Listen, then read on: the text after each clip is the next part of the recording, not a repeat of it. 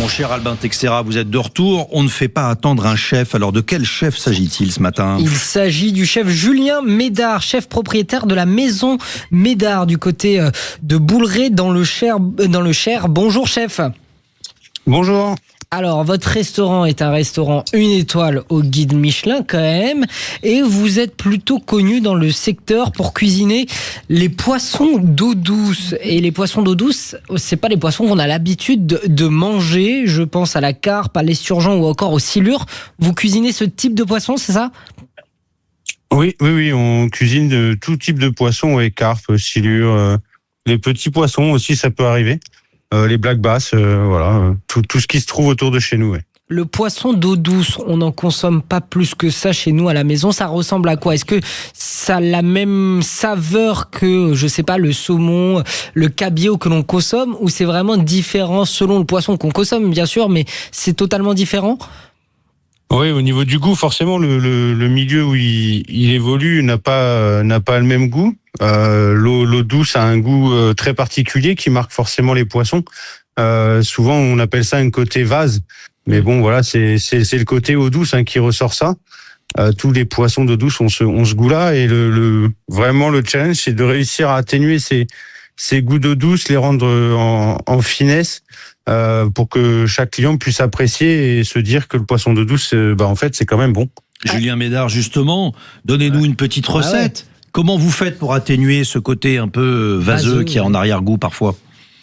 En fait, on les met à tremper un peu dans l'eau froide. On va les dessaler.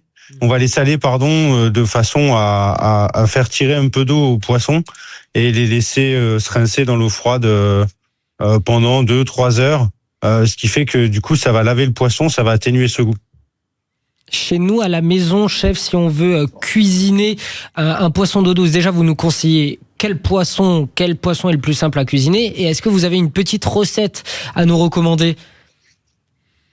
Alors, chaque poisson est différent, mais déjà, il faut éviter les gros spécimens, ça c'est sûr.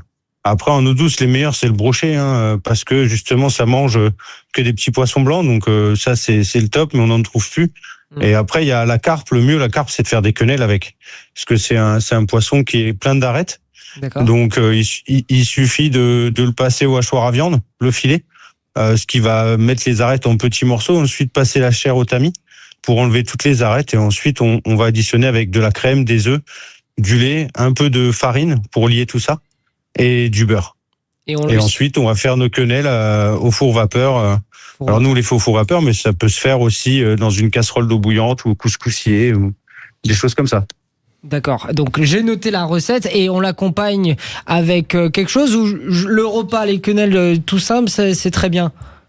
Alors normalement, on met toujours une petite sauce écrevisse ou une sauce homard ou quelque chose comme ça avec.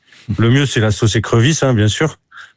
Quelques pommes de terre vapeur, des petits champignons pickles pour amener un peu d'acidité parce que c'est quand même un poisson. Les poissons d'eau douce sont quand même assez fades, donc faut quand même travailler beaucoup la sauce. La sauce est très important. Écoutez, on est ravis de vos petits secrets, Julien Médard, et je rappelle donc que votre maison est à Bouleret dans le Cher, mon cher Albin, et je vous souhaite une excellente journée. Merci beaucoup, bonne journée à tous. Bonne journée.